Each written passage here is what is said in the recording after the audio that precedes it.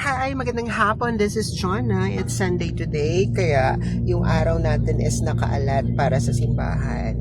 Wala lang, naisip ko lang, since every Sunday tayo nag-church, let's make a challenge. Every Sunday, different churches yung bibisitahan natin para sa misa. And that day will start today.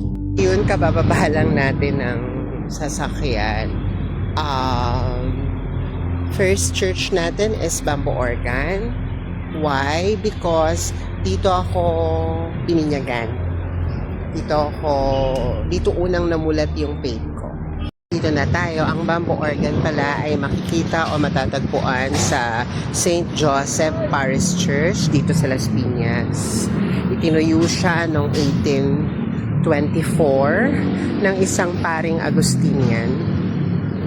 Ang pangalan ng paring yon is si Diego Serra. Tinawag itong bamboo organ dahil halos 900 pieces na tubo nito ay gawa sa kawayan. Kaya ito ay pinaka-unique at pinakasikat sa buong mundo. Naalala ko nung bata ako. Dito, ito yung playground ko. Kasi member ako ng choir. Tapos nagkakatikisim kami dun sa gym pa sa loob. And this is my favorite place here. Dito nagsimula yung mga wishes, mga pangarap.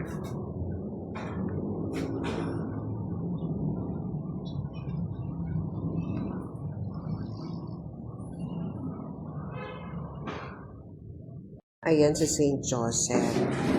Ayan siya. When I was young, dyan ako madalas mag-wish at maglabas ng sama ng loob sa buhay. Until now, ganun pa rin siya. Until now, siya pa rin yung pinupuntahan ng mga tao if they want answers to their questions.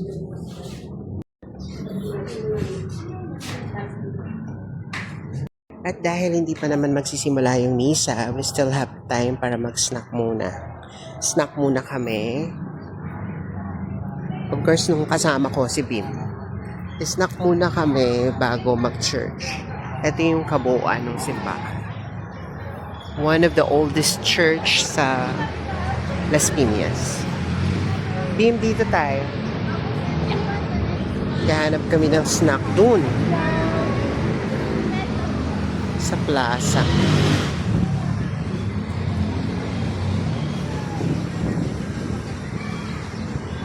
Okay, babalik kami pagka mag-start yung misa.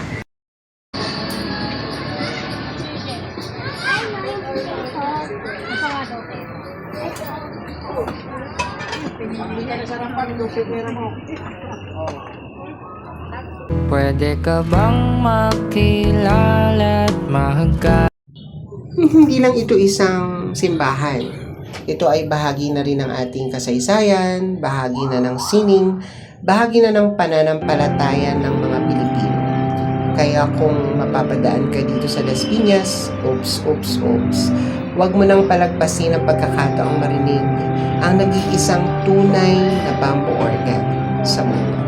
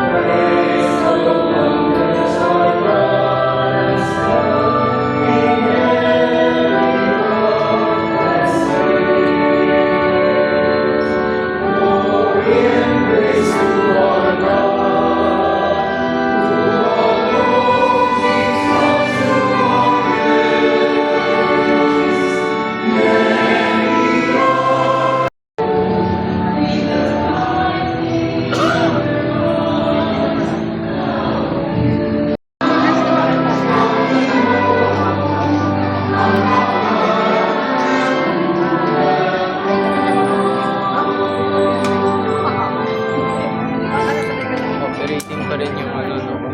Ang galing. Thank you mga kaganapers. See you next Sunday. God bless us all.